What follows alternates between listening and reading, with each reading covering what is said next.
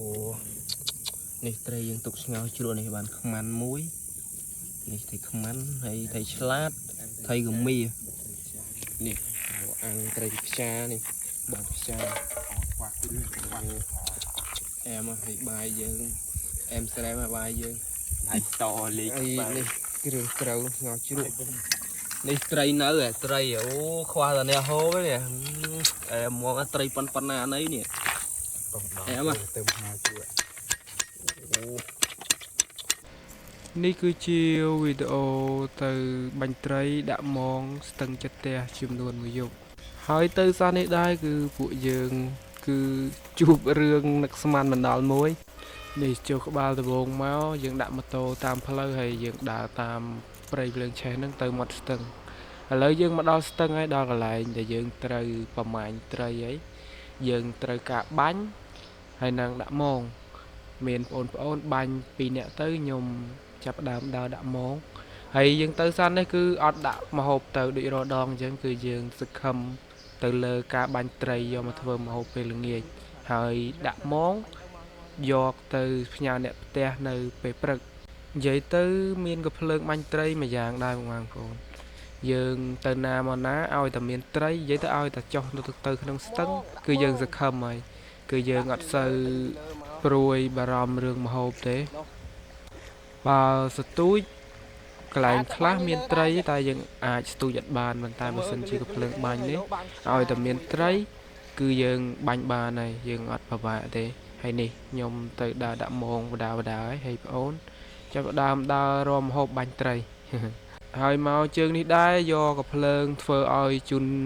មួយយកមកសាក់ត្រីដែរមួយគាត់ឲ្យធ្វើហើយគាត់ឲ្យយកមកសាក់ថាបាញ់កើតអត់អីអត់អញ្ចឹងណាថតឲ្យមើលផងហើយដូចចិត្តបាទភ្លើងថ្មីមានណាកស៊ូថ្មីអូថៃត្រីនិយាយពីផុយដូចទឹកមាត់អញ្ចឹងព្រក់តែម្ដងនេះអាកភ្លើងថ្មីដែលមួយឲ្យសាក់នោះយួរជាមួយនឹងត្រីខ្យាមួយហើយខ្ញុំក៏ចាប់ដើមដើរដាក់មងបដាប្អូនក៏បាញ់ចុះទៅក្រោមបដាដែរនេះយើងដើរឡើងមកលើអញ្ចឹងណាយើងដើរឡើងមកលើហើយយើងចាប់ដើមដាក់មងទៅក្រោមវិញទៅរកកន្លែងយើងសម្រាកហើយប្អូនក៏ចាប់ដើមបាញ់ពីលើនឹងទៅដែរដើររកកលៀតតាមដែលយើងនេះចឹងណាដែលយើងធ្លាប់បាញ់ចឹងហើយនេះគឺជាកែបភ្នំបងប្អូនកែបភ្នំនេះគឺយើងអាចហូបបានអត់មានពុលមានអីទេរូបរាងវាស្តៀងទៅនឹងប្រច័នចេកដែរតែវាមិនជាច័ន្ទចេកទេវាជាប្រភេទកែបភ្នំហើយនេះត្រីដែលយើងត្រូវស្ងោរជ្រក់យើងទុកស្ងោរជ្រក់ហើយនេះយើងអាំងទឹកខ្យានេះយើងតំអាំងទឹកខ្យាមួយទៅតិចទៀតយើងអាំងថែមទៀតយើងហូបអស់អញ្ចឹងណាតែហូបអត់អស់ទេត្រីថ្ងៃត្រីបាញ់ពេលយប់ហ្នឹងយើងថាហូបអស់តែអត់បានហូបអស់ទេហើយយើងទុកដល់ព្រឹកទៅវារៀងអន់សាច់ដែរនេះត្រីបាទធំមកដុតដែរមកអាំងដែរវាមិនធំប៉ុនកជើងមិនពួនជើងទេតែវាអាចយកមកធ្វើម្ហូបបានបាទនេះបាទជាមួយនឹងត្រីឆ្លាំងនេះត្រីខ្យាហើយត្រីឆ្លាំងសម្បូរជាងគេគឺត្រីឆ្លាំងត្រីអាណេលអីចឹងណាជាមួយនឹងកមីអីចឹងទៅ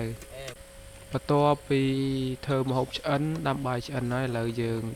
មកមើលតិចសឡបានេះជាមួយនឹងស្ងោរជ្រក់របស់យើងជាមួយនឹងទឹកជ្រលក់ដាក់លើក្រឡឆ្នាំងមិនបានទឹកជ្រលក់ដាក់លើក្រឡឆ្នាំងរឿងដែលនឹកស្មានមិនដល់នោះបាទដាំបាយឆ្អិនហើយធ្វើម្ហូបឆ្អិនហើយអាំងត្រីឆ្អិនអស់ហើយគឺផ្លេចយកចានយកទៅព្រាទៅពុកម៉ែបងប្អូនស្ដាប់អត់ច្រឡំទេបាទគឺផ្លេចយកចានយកទៅព្រាទៅដល់ក៏បងគឺបាក់ចកេះភើងបងស្ងោរជ្រក់អត់ទៅព្រាដឹងមានអីហត់ទេហើយនេះបាទស្ងោរជ្រក់យើងក៏ឆ្នៃធ្វើជាចកេះយើងធ្វើកូនចិនមួយថ្ងៃទៅដោយសារថាយើងរោគរាក់មែនតែនរោគរាក់យកតែមែនតែនផ្លេចចានផ្លេចឆ្នាំងអត់ផ្លេចទេផ្លេចចានផ្លេចស្លាបព្រាបើអត់ចានមានតែស្លាបព្រាក៏បានដែរអត់ទាំងស្លាបព្រានឹងទៀតមានអីហូបចកេះបងប្អូនសាកសម័យមើលចកេះហូបជាមួយនឹងស្លស្ងោរជ្រក់អើយខ្មែរអាចធ្វើបានតើពីយើងហូបបាយយើងមានតែចកេះទេយើងហូបបានតែកាកទេដល់ពេលហើយចឡើងទៅយើងនឹកឃើញកាត់កដងទឹកសុតផងធ្វើជាព្រាផងអីផងអូជីវិតនេះបានគេហៅថា รสជាតិជីវិតវិតប្រកបមែន តែទោះជាយ៉ាងណាយើងបានយកព្រាទៅចានទៅឬក៏មិនបានក៏យើងនៅតែហូបបានឆ្អែតយើងរកទីសាសហូបបាយហត់ទឹកស្លនឹងបានហើយនេះគឺជាត្រីដែលហូបបាយហើយស្មាត់ចាប់ផ្ដើមបាញ់យកមកទុកបាទដោយសារតែងុយពេកកុំអីហូបត្រីនឹងអស់ហើយយើងអាំងយើងអីវាទុកឬមួយក៏ហូបឲ្យអស់ឬមួយក៏អាំងទុកក៏បានដែរប៉ុន្តែយើងងុយពេកទៅក៏យើងចូលសម្រាកទៅយើងអត់បានអាំងជាមួយនឹងត្រីអានឹងទុកទេហើយទុកដល់ព្រឹកឡើងវាចង់ធំក្លិនដោយសារតែប្រភេទពួកត្រីហ្នឹងត្រីបាញ់ហើយដល់ចឹងវាងាប់លឿនជាពិសេសប្រភេទត្រីខ្មាន់ត្រីសត្រីកាយ៉ាត្រីអីហ្នឹងវាអន់សាច់លឿនវាអត់សូវដូចត្រីឆ្លាំងហើយត្រីឆ្លាំងត្រីខ្យាអីរៀងក្រាន់ជាងចឹងណាហើយនេះគឺជាកាភ្លើងដែលធ្វើឲ្យម៉ួយបាទនេះយើងដាក់ពីត្រួតចឹងហើយនេះផ្លែវាតម្លៃធូរទេបងប្អូនណាចង់បានអីអាចកំងបានតែអត់ទាន់ធ្វើទៀតទេតែកំងគ្រឿងមកអញ្ចឹងណាយើងអត់ទាន់បានធ្វើហើយទៀតទេតែអាចកក់បានហើយគ្រាន់តែផ្កាយហើយទេបាទគឺយើងអត់ទាន់បានធ្វើទុកទេយើងតែកំងគ្រឿងមកអញ្ចឹងហើយបើសិនជាពុកម៉ែបងប្អូនចាប់អារម្មណ៍អីតិចទៀតនឹងមានលក់ហើយបន្ទាប់ពីយើងសម្រាកហើយឥឡូវនឹងចាប់ដើមពេលព្រឹកហើយបាទទេសភាពពិតជាកប់សេរីខ្លាំងមែនតើក្រោកម៉ោង6ដើម្បីយើងទៅសាម៉ងយើងបញ្ញាប់ផ្ទះវិញដោយសារតែយើងត្រូវមានការងារនៅផ្ទះទៀតចឹងណាហើយនេះគឺជាត្រីព្រឹកមិញត្រីបាញ់ជុំមិញលោកបងប្អូននេះជាពេលព្រឹកហើយត្រីខ្លះក៏នៅរស់ត្រីខ្លះក៏ងាប់ស្លេកបំហើយរៀងធំក្លិនខ្លះហើយនេះពួកបងប្អូនអាម៉ងដាក់ចិត្តតំណាក់ដាក់ចិត្តកន្លែងសម្រាកកន្លែងចលងហ្នឹងគឺជាប់ត្រីដែលនឹកស្មានមិនដល់ត្រីខ្ចាប៉ុណ្ណាណៃបងប្អូនហើយកលាម៉ងគឺកលា3កលា4នេះទេអត់ធំទេហើយជាប់ត្រីឡើងប៉ុណ្ណាណៃហើយនេះបាទម៉ងមួយដៃនេះចង់ចិត្ត2គីឡូឬក៏2គីឡូដែរខ្ញុំអត់មានជិញទេអានេះស្កាស្មានទេណាដាក់មួយដៃប្រហែលជា20ម៉ែត្រចា20ម៉ែត្រជាងបានត្រីខ្ទង់2គីឡូដែរហើយនេះខ្ញុំចាប់ដើមថតបានតែមួយដៃនេះទេអត់សូវបានថតច្រើនដៃទេថតតែមួយដៃនេះហើយគឺទុកទូរស័ព្ទឯក្រោមយើងទៅសាម៉ងឯលើបាទហើយនេះកុំឲ្យថាយើងយកទៅត្រីយកទៅចងយកទៅអីចឹងណានេះគឺត្រីធម្មជាតិពិតបងប្អូនមានទាំងត្រីកមៀត្រីខ្ចាត្រីឆ្លាំងត្រីកត្រប់ត្រីកាយ៉ាវត្រីក្រោះត្រីឆ្លាតគឺជាប់សពគ្រប់តម្រងជាប់ទាំងក្តាមទៀតក៏ចុះថ្មជាប់ត្រីហូហែជាប់ត្រីច្រើនប្រភេទណាបាទនេះបាទចាប់ដើមផ្សាយគឺពិបាកជាងគេគឺកមៀហ្នឹងតែហ្មងតែជាប់ហើយគឺរើឯងរើឡើងរុំវិញទៅហ្នឹងតែម្ដងនេះបាទមើលឃើញហើយនោះបាទ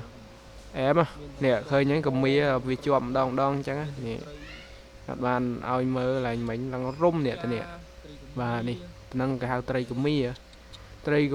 តែជាប់ហើយវារុំតលេងនិយាយលេងចង់រួចមកបើដោះហើយចង់ងឹតវក់របស់វាដែរណានៅចាប់ដើមផ្សាយដូចជាចង់អស់ត្រីហើយនេះបាទហើយ